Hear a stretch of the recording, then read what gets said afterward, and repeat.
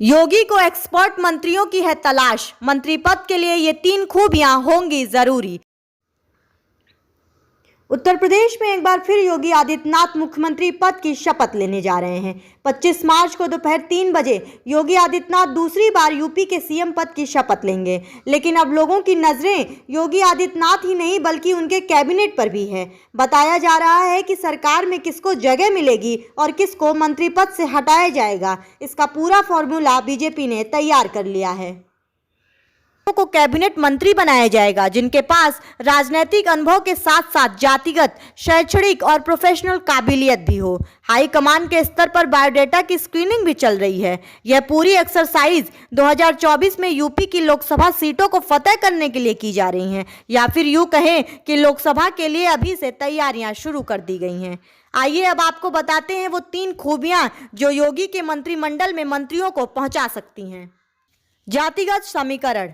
ऐसे विधायकों को चुनने की तैयारी है जो जातिगत जनाधार को साधने में फिट बैठते हों। चुनाव परिणाम के आंकड़े बताते हैं कि बीजेपी ने बीएसपी के जाटो वोट बैंक में सेंध लगाने में सफलता हासिल की है। जाटो वोटों पर कब्जा बनाए रखने के लिए सरकार में जाटो समाज से 2 या 3 मंत्री बनाए जा सकते हैं। वहीं पार्टी की जीत में महिलाओं का भी बड़ा योगदान रहा, इसीलिए मंत्रिमंडल में इनकी भी पर्याप्त नुमाइंदगी रहेगी।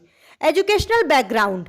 विधायकों की शैक्षणिक योग्यता और उपलब्धि भी परखी जा रही है। बीजेपी इसके जरिए पढ़े लिखे लोगों को जनता के बीच भेजकर ये संदेश देने की कोशिश करेगी कि वो नए तरह की साफ सुथरी पॉलिटिक्स को आगे बढ़ाना चाहती है। इसके जरिए पार्टी का लक्ष्य है कि ज़्यादा से ज़्यादा बुद्धिजीवी वर्ग को जोड़ा जाए। पार्टी का मानना है कि बुद्धिजीवी वर्ग ज्वलंत मुद्दों पर मुखर होता है, इससे नए नैरेटिव बनाने में मदद मिलेगी।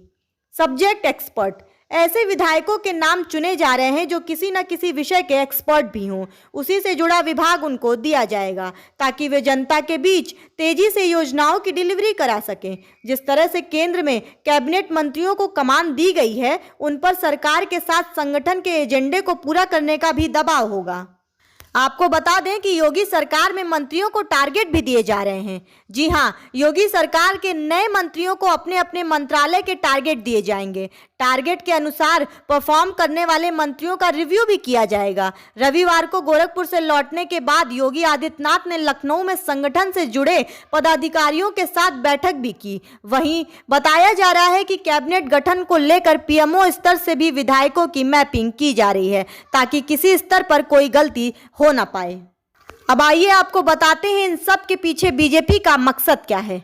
दरअसल बीजेपी की नज़र 2024 के लोकसभा चुनाव पर है और यूपी की 80 सीटों को ध्यान में रखते हुए सारे समीकरण साधे जा रहे हैं। तैयारी ये है कि योगी के शपथ ग्रहण के ग्रैंड शो के साथ ही महाअभियान 2024 की शुरुआत भी की जाए। 5 राज्यों के विधानसभा चुनाव से ठीक पहले मोदी कैबिनेट का विस्तार भी कुछ इसी तर्ज पर किया गया था, जिसमें जातिगत समीकरण साधने के साथ साथ प्रोफेशनल्स को भी शामिल किया गया था।